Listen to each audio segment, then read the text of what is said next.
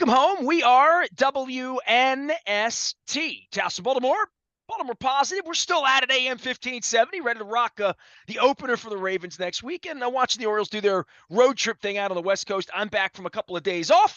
We will be back on Wednesday with the Maryland Crab Cake Tour. It's all brought to you by the Maryland Lottery, the Gold Rush Sevens doublers. I still have a handful of these. I will have the Ravens scratch-offs by Wednesday. Also, our friends at Liberty Pure Solutions putting us out on the Oyster Tour beginning on Thursday. When the Ravens kick off, we're going to do 26 oysters in 26 days. We'll have the new logo next week in September after Labor Day. Some great Labor Day writings, all of it brought to you by our friends at Jiffy Lube Multi-Care. They've been powering Luke up, getting him back and forth to Owings Mills. Which will be a big deal this week. But in the meantime, the Orioles are playing late-night baseball and not doing such a good job of it right now. Luke, it's September now, and here we go, and everybody's sort of caught up, and there's this whole pack of American League teams. There's not going to be a runaway, and it's going to be nip and tuck the whole way. But here comes this schedule with winnable games for the Orioles, right? Like, they have the easiest schedule. They have a pathway to all of this. I'm trying to find strengths of the team as I see them over the last 60 games, not over we like Adley Rutschman a lot, we like Mountie, and Holiday's going to hit more than 210 at some point. I don't know, but what the team is right now, it should be alarming to anybody that was watching this back in April and May.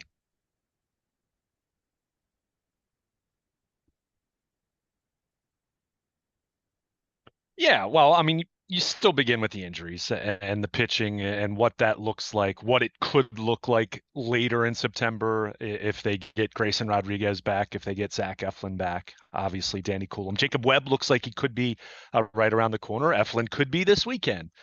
But in the interim, we continue to talk about the offense. We continue to talk about the defense really not being all that good all year, but more hiccups than we saw earlier in the year.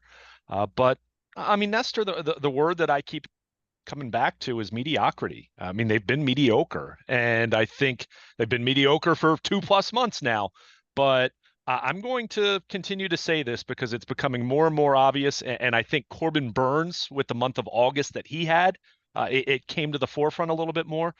If this team wants to be better than mediocre, even when they get some of their pitching, got their injured pitchers back this month, they need their stars to start playing like stars. I mean, Corbin Burns, terrible in August. Adley Rutschman has, and you can go and look at this, Nestor. You can go on Fangraphs or Baseball Reference or whatever it is and do the filter. Look at the leaders in Major League Baseball, the American League in hitting since July 1st.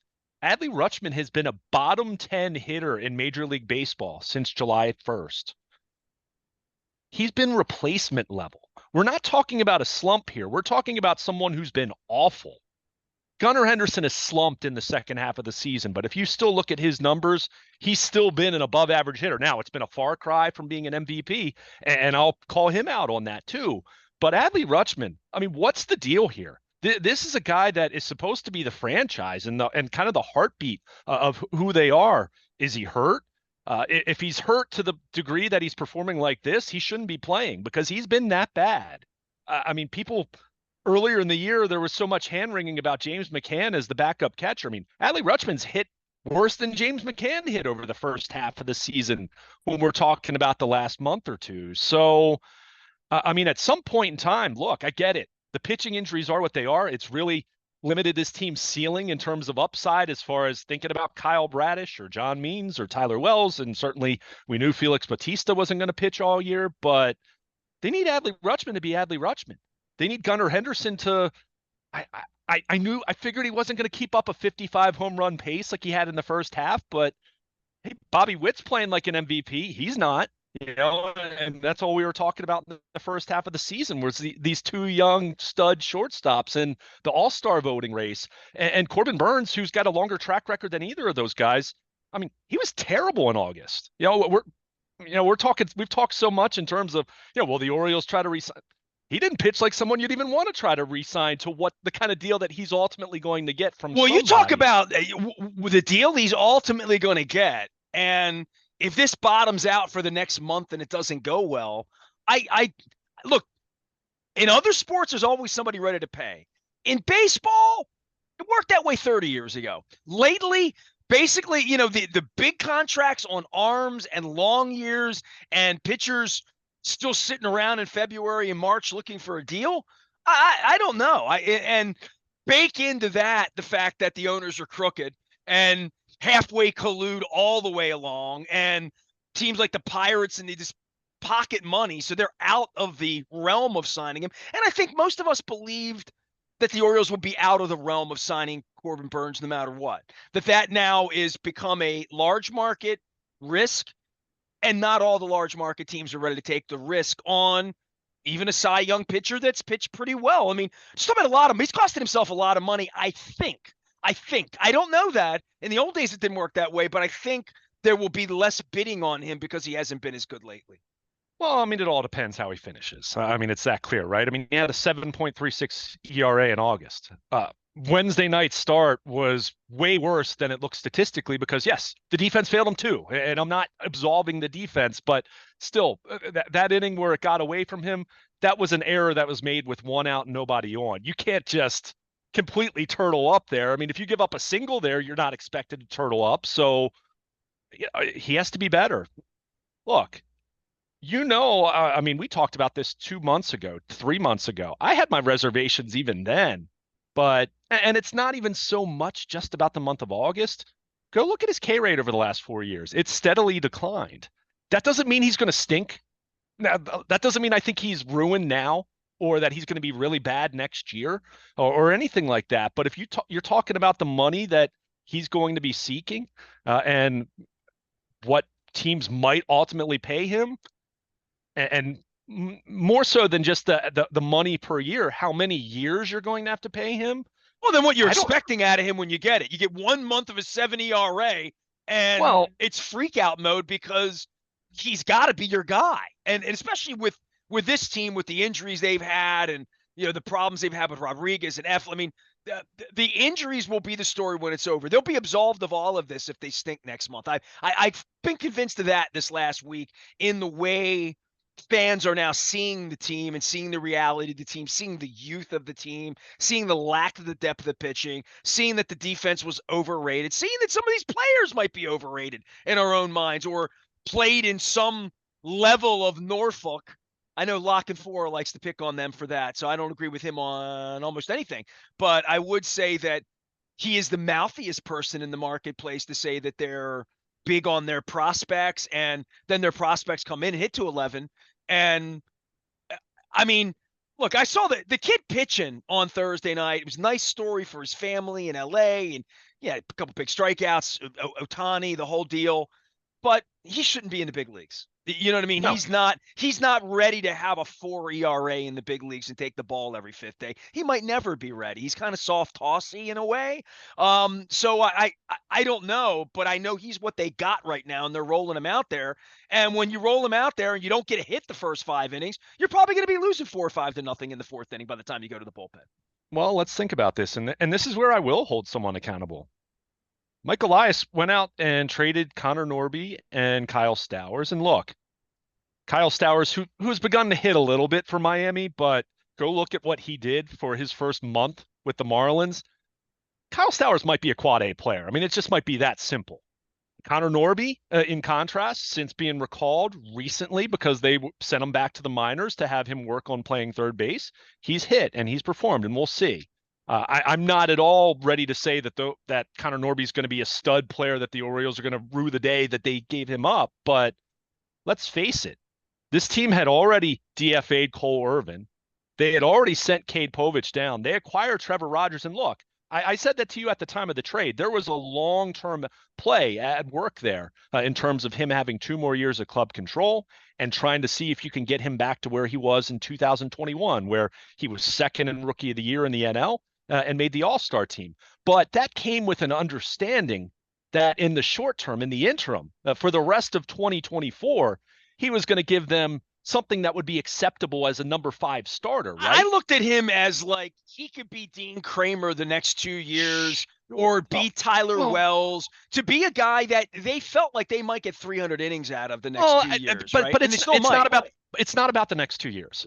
It was still a move that you're trying to win a pennant race. And this is one of those moves that just reeks of, and it's not an Orioles thing. This is a lot of executives and baseball op departments that think they're really smart. We can fix them, right? We can fix them. And look, the Orioles have fixed guys over the last few years. We've talked about it. Ryan O'Hearn and some of the guys in the bullpen that they've turned into credible major league relievers. But they needed Trevor Rogers to at least give them acceptable work in the short term that he could be your number 5 starter, especially considering after they traded for him, Grayson Rodriguez goes down less than a week later, and Zach Eflin goes on the IL a couple weeks after that. You took a guy from the Marlins and threw him into the middle of the pennant race here, and it just didn't work. So that's, and again, we can't judge the trade fully because of what you just said. And look, I will accept the hypothesis that, hey, we're working with them in Norfolk right now. We'll work with them throughout the offseason and spring training. We'll send them to our quote lab, and we'll get him back pitching.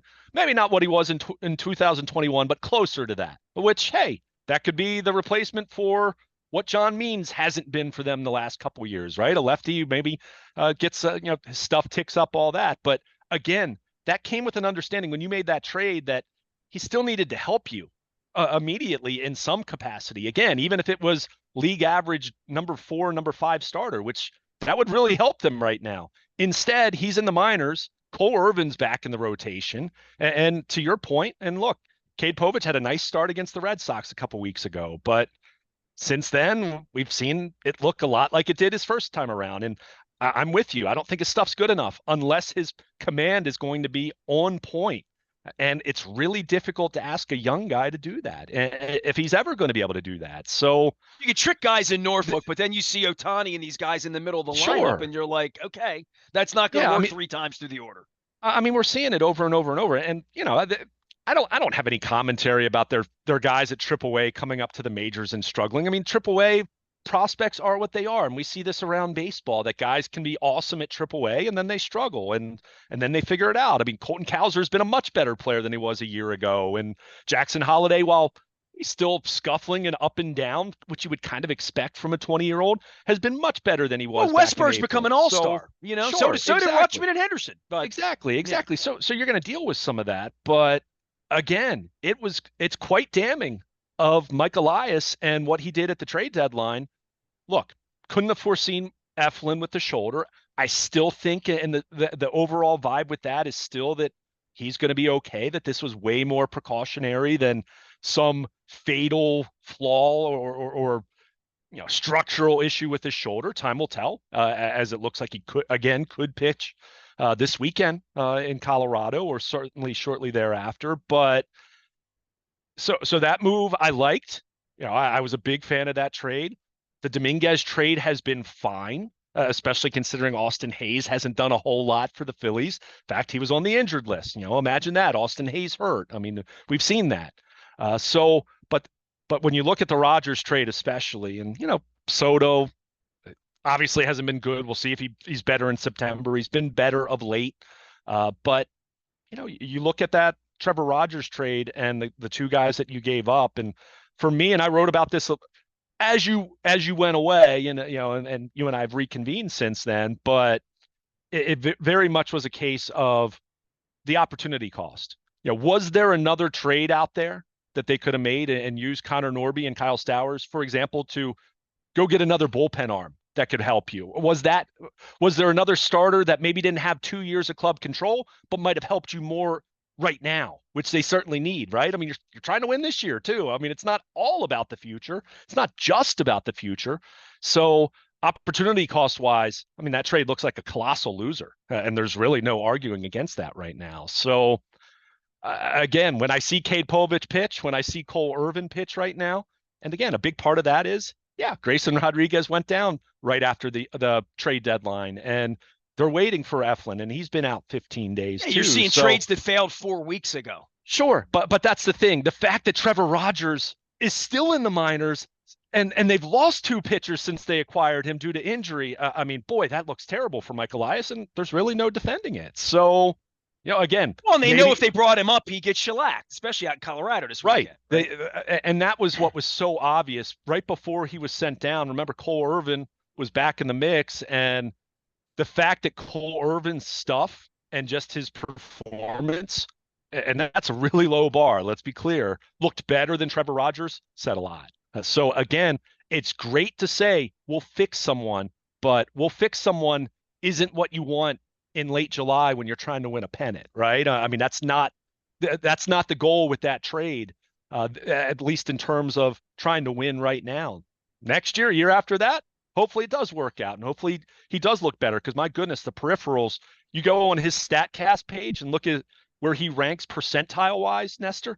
It's ugly. I mean, it's really ugly. This is a guy who is not performing well, and none of the measurables and peripheral stats suggest that he should be pitching well either. So there's not a whole lot to like other than his ground ball rate. That's about the only thing that looked decent. So a lot of work to do on Trevor Rogers. But in the meantime, as we're talking about the team right now as it's presently constructed, yeah, Cade Povich and Cole Irvin, and I mean Corbin Burns. They need Corbin Burns to be Corbin Burns. Again, so many of these issues would be here, but if Corbin Burns looked like himself in August, you'd have a couple more wins. That'd be the difference there, and maybe being in first place rather than trailing the Yankees. And they need Adley Rutschman to, I'd say, look like Adley Rutschman, but how about look like a league average starting catcher at the plate, which he hasn't even been that the last two months. So, they need Gunnar Henderson to start coming through in big moments. His numbers with runners in scoring position have not been very good, for someone who's so talented and so good overall. So Suarez, Kramer, Irvin this weekend against an awful team on the road. Yeah, well, it's TBA on Sunday. If you look at the Orioles official game notes, it's TBA on Sunday. It could be Eflin is eligible to pitch Sunday. Will it be him? We'll see. I mean, they might just keep Cole Irvin in turn, give Eflin a couple more days, which I'm all for that if you feel that that's beneficial. You certainly don't want to rush him back with the shoulder, but winnable series, and that's the saving grace. You asked that at the beginning of our conversation. Well, Corbin Burns' next start is against the worst team on the planet. Sure. Right. I mean, you look at the Orioles, their next 3 weeks, this is quite an opportunity for them. They have one of the easiest schedules in baseball over, when you look at September. It's a week you could play 800 ball in 2 weeks if you were good. If they had their pitchers, if guys were hitting the ball on time, if they were catching it on time. If this were May, we'd look at this and say, they could go 13-2 in this stretch. You know what I mean? We'd look at it and say they can make some ground here. They can get some ground back if they can play well, if they can pitch well right now.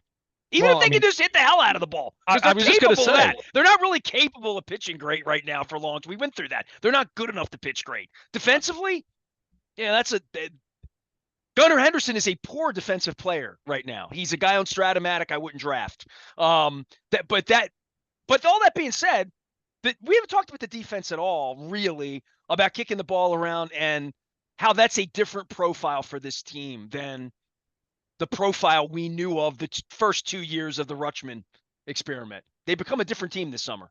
Well, we talked about it, and it was really a month ago where the problem was much more daily, much more of a problem.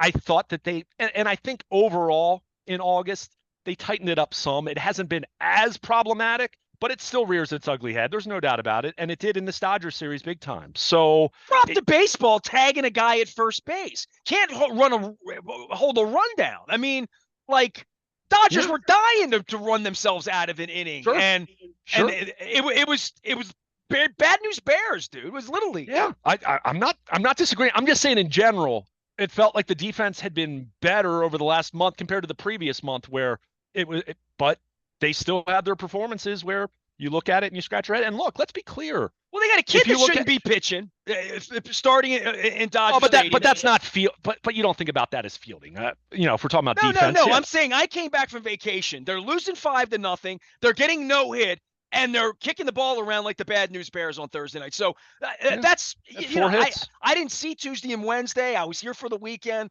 but I'm following along, and I'm like, this isn't getting any better. I mean, it was and Dodger Stadium felt big to me for some of them. It felt like, It felt like first time there for some of the young guys. First time 8 years we played out there, but it felt like big crowd, big this, big payroll, big everything. Not something where if you're going to make mistakes, you're going to come back from that, And look, Cal's hit a 3-run home run, got him back in the game. So that one hit, that's where they are. Home run. If they hit a home run, we can get back in this. 5-0. Let's hit an Earl Weaver. That's not good baseball. Just as I've seen it the last 2 months, it's not good baseball. No, and look, that's not what they were the first few months of the season. I mean, as much as people talk about them hitting home runs, they hit a lot of doubles. It's not like they were last in the league in batting average. They didn't have a Dave Kingman profile, is what I'm saying.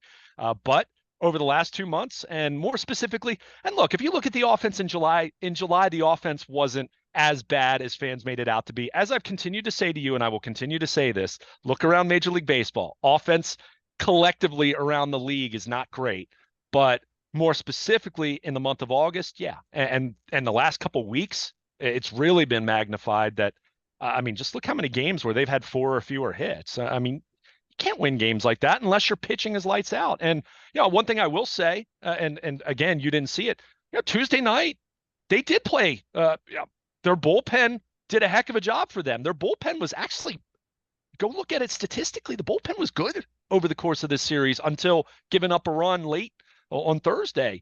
So, well, it's going to have to be when you're sending Suarez and Kramer and Irvin at like right away. If I say those 3 guys right off the bat, you're going to use 14 innings of bullpen this weekend. So don't put Suarez with those guys. He's been better. I mean, Suarez their best starting pitcher right now. No doubt. He's Venezuelan. But your point is, and I think you're alluding to the fact that, yeah, even if Albert Suarez pitches well, he's generally not going to go 7 innings. He's out of the 5th inning. Right. I mean, he's going to innings out of him. Right. Well, you'll get more than 4, but no, 4 innings of bullpen. I'm talking about. Oh, sure. Yeah. I mean, he'll give you 6, on his best night. I mean, he's generally not going to, he's not going to go 8 for you like you'd like to think Corbin Burnes could do. But, well, Corbin Burnes has been what he's been. So, look, these issues, I don't think they're going away. Obviously, the pitching needs to get healthy. They do have guys that are going to come back. We'll see what they look like. I do expect Jordan Westburg back later this month. We'll see what he looks like. So there's still upside on that front. And Mateo, he's done. Yeah, he actually had a UCL surgery on his non-throwing arm. So he's out for the year. Boy, that really affects them in October to me in a 1-run game with a runner. You know what I mean? I was much more bullish on that sort of matchup advantage that they could have taken, and the fact that he can play positions, he can move around a little bit. He wouldn't hurt you in the 8th inning of Game 5 of the ALCS. You know what I mean? Like, and they're losing a lot of weapons, dude. Just in a general sense. Like when this is over with and they don't win the World Series, the excuses are built in. They are, as I see it. I mean, look, some of it is, yeah. I mean, for anyone who looks at their starting pitching right now, I mean, again, at some point in time, you just run out of guys. Now, I'll hold I just held Mike Elias accountable in terms of talking about Trevor Rogers not being good enough. I mean, not even close. I mean, a total loser of a trade as it pertains to 2024. We'll see about the next couple of years. But yeah, I mean, the pitching injuries, that's not easy to overcome. And let's be clear, we've seen this. And even as, plenty of hand wringing in this conversation about the state of the Orioles, they went 3-4 against the Astros and the Dodgers. Going into that week-long stretch, I'm not saying you would have taken it, but I'm not sure anyone was really expecting better than maybe 4-3 over that stretch. I think that would have been considering where the Astros, how they were playing at the time of that series, and the Orioles obviously rebounded and at least got a split after that first game looking so ugly. And at Dodger Stadium, look, if you had asked me before going into the Dodgers series, I'm expecting them to lose 2 out of 3. You're hoping not to get swept. So 3-4 against those 2 teams, the best team in the NL as things currently stand, and a team that's been to the World Series, won a World Series recently, all that. Well, if that's your expectations for the Dodgers, what are your expectations for the White Sox?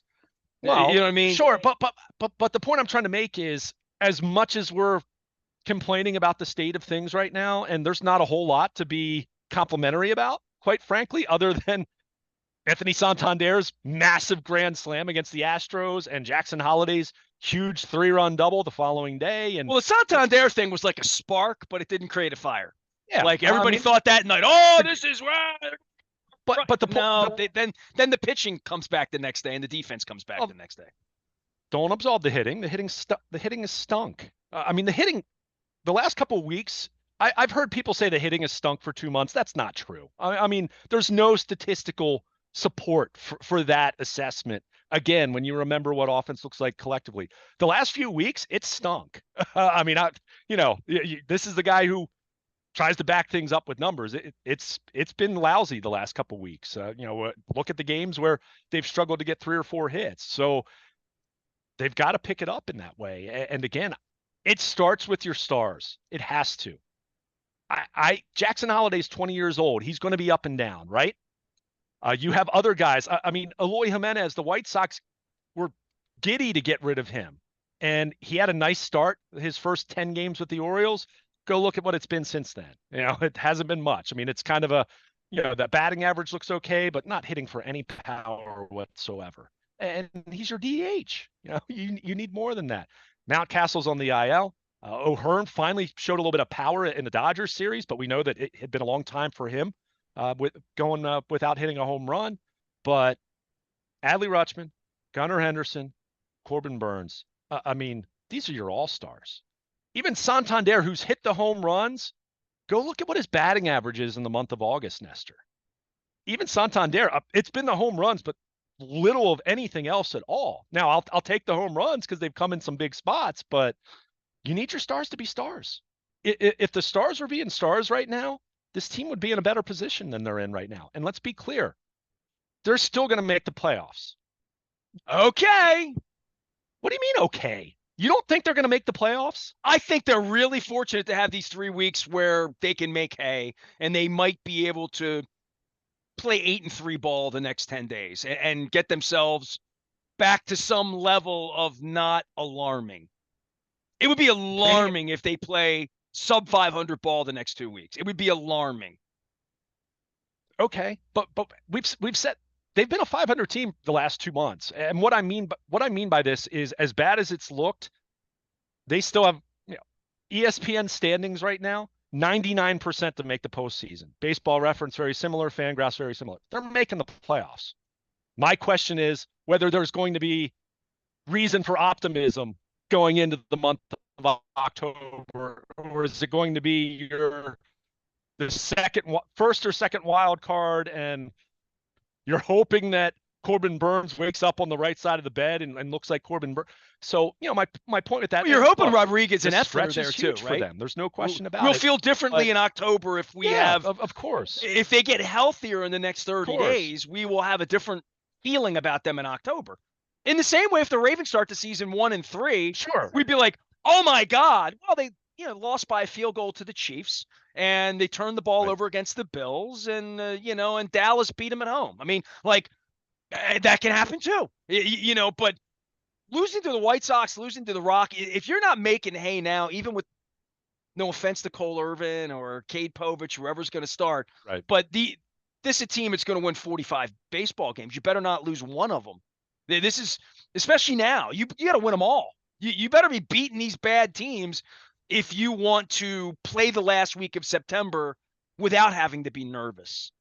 Sure, and that's fair. I guess the point I was making is, I still don't have any anxiety that they won't make the playoffs, but sneaking in, limping in, backing in, however you want to categorize it, none of that inspires confidence that you're going to make a run. But I guess the point I'm making with all of these issues that they've had, and this is kind of a backhanded compliment, they haven't really had a long losing streak since June and early July, when they had their 2 different 5-game losing streaks. They've just been win 2, lose 2, win 1, lose 1, win 2, lose 3. Right? It's kind of been that. They've just been they're a 500 team. Like, let's call it what it is. They've been a 500 team since late June. Give or take. And the starting rotation would reflect that. Yeah, everything. I'm tired of giving the offense a pass and just assuming it's going to be better because, again, Adley Rutschman, who's supposed to be, he's the guy that turned it around overnight, right? I mean, we praise this guy, that face of the franchise, won one back in 2019. I mean, the guy that they didn't take, Bobby Witt, it's not going to be the MVP because Aaron Judge is going to be the MVP, but he's been right there. He's been incredible.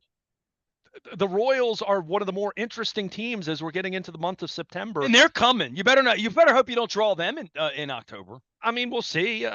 Again, we keep saying that about teams, and look, you're not alone in that. And I don't. The Royals have been a very good team over the last month and a half. Since the All-Star break, they've been they played more like the Orioles were playing. But everyone's been up and down, though. I mean, every time we're ready to anoint someone, I mean, it was Cleveland a month ago, and look how mediocre they've been since then. I mean, Houston looked like they were ready to go nuts, and then they kind of fall back to the pack again. I mean, the Yankees have the best record going in. The Orioles are right on their heels. I think Kansas City could, but they're also, they're a team that has less experience than the Orioles as it pertains to this. The Orioles have been through this at the very least. Check back with me in a month. I really have no idea. You look at the last 10, Yankees 5-5, Orioles 4-6, Red Sox 4-6 is whatever chances they have that are, it feels like they're kind of fading. Cleveland 4-6, Kansas City, who had been good, 5-5, Minnesota, who I was ready to start talking about them 10 days ago, lost 8 of their last 10. Houston 4-6, Seattle 5-5. I mean, who's playing great baseball in the American League right now? I mean, and that, again, that kind of continues to be the Orioles' saving grace. Someone is going to get hot. Statistically speaking, someone is going to have to win games, right? That's just... Well, statistically speaking, when you're playing the dregs of the league, you hope it's you. Right. Exactly. I don't need them to go 14-2, but it better not be 7-9, right? It better not be 8-8. And when I say that, okay, they're probably still in playoff position, but if that happens, you can kiss the division goodbye. At that point, I'm guessing the Yankees might be 4 or 5 games up, in mid-September, if that would play out that way. So it's go time. You got to start picking it up. And again, I keep coming back to, and I'm not the guy that typically does this because it's a team game. Starting pitcher can only pitch once every 5 days at best, right? Your best player in your lineup still has to wait his turn. There are 8 other guys who have to go through the order, but especially with Adley Rutschman, I'm alarmed at this point. I think you can tell at this point. This is not just a slump.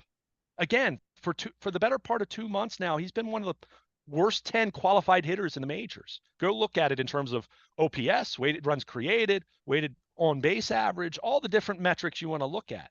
Batting average has been terrible. He's not hitting many long balls. The walks have been back at a really low level in the month of August, although he's walked a couple more times here of late.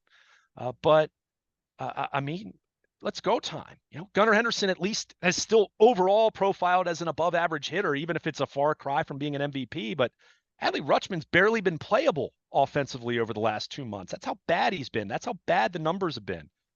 Awful, horrendous in July. In August, it hasn't been that bad, but it's still been bad. So, what's going on? If this guy's hurt, if there's a health issue that's causing him to perform this way, then he shouldn't be playing because the defense hasn't been that good for him either, other than blocking pitches. All of his defensive metrics are down. So I'm concerned about Adley Rutschman. And look, I'm not saying in terms of his long-term outlook, even though certainly when you look at the defensive metrics, for example, is that something that's going to get better as he gets older? And that's why I've always been lukewarm on extending him, at least compared to Gunnar Henderson. But they need a way better version of Adley Rutschman than what they've been getting for the last 2 months. This is ridiculous at this point. And I say that not because I'm not recognizing how difficult it is to play the game. I fully recognize that. I say that because we've seen this guy play at such a high level from the moment, from the first month he was in the majors on. He's been such a plus catcher in terms of offense and everything he does. So for him to struggle to this degree for 2 months now, I'm scratching my head over it. That's how bad it's been. This isn't just a slump. He's been one of the worst worst hitters in baseball over the last 2 months. Talking about guys that are qualified regulars, right? Not talking about bench players and utility infielders and so forth. So they need him to start looking like himself again. And yeah, you need Gunnar Henderson to start looking like that MVP that he was in the first half of the season. And absolutely forget about his free agency. Forget about that. They need Corbin Burnes to start pitching like Corbin Burnes again. If they don't get those things, all the other things we talk about probably aren't going to matter very much in terms of where they're going to be in October and what it's not going to be outlook will Cedric in Mullins or October. Urias slugging them, through a series, to me. I mean, you need other guys to do it, but in the big picture sense, in terms of where they're going to be a month from now, and when we're talking about, okay, whatever their playoff matchup is and their path, all of those, any of those paths have to include Corbin Burnes looking like Corbin Burnes and Adley Rutschman playing like Adley Rutschman and Gunnar Henderson looking like Gunnar Henderson. To your point, yeah, of course, everyone knows you need more contributions than that. I'm not suggesting that, but it's a non-starter if your stars, assuming they're on the field and healthy, which Kyle Bradish isn't coming back, and John Means isn't coming back, and Felix Bautista isn't coming back. So we know all that. That you can't change that right now. But these guys that are healthy and on your active roster that have been all-stars and been star players have to start playing like it. So they need it. They need Rutschman to step up big time. They need Corbin Burnes to put August behind him now. They need him to do that yesterday. I mean, that's how bad it's been for him in August. And yeah, they need Gunnar Henderson to really step it up. Again, his struggles haven't been quite as magnified, but he's still a far cry from where he had been the first 3 months of the season. So I think you could tell I'm working on this at BaltimorePositive.com. If the Orioles are going to snap out of this malaise of mediocrity that they've been in the last couple months, boy, they need their stars to start playing like stars. And then everything else we'll talk about, right? Everything else that are concerns are still going to be there. But I mean, this rotation as it's presently constructed, even if you bring Eflin back, even if you bring Grayson Rodriguez back, you still wonder about the depth. But if Corbin Burnes isn't Corbin Burnes, then I don't even know what to say, right? So, I mean, that's how head scratching it's been. And, we didn't talk about the specifics. I mean, looked like he tweaked his mechanics some even. I mean, okay, but at the same time, I'm kind of alarmed that what he looks like now compared to what he looked like through the first 4 months of the season. I mean, July wasn't as great as the first 3 months, but he was still really good. But I mean, August, what is that? What was that from Corbin Burnes? So their stars have to be stars. I can't keep saying it any different way. There is no cavalry. Need to be superstars. If the cavalry's Cade Povich and Cole Irvin, you can't expect that to hold it. Luke's going to be here monitoring all Labor Day weekend. We're going to be monitoring early football next. Really weird with a Thursday start to the season and Labor Day next week. So it's going to feel a little choppy. It's still not a home game. Everybody making their plans for Thursday night. Orioles, a lot of baseball ahead. Luke can be found at Baltimore Luke. I am back out on the grid. Lots of cool stuff at Baltimore Positive. We're starting the Oyster Tour this week.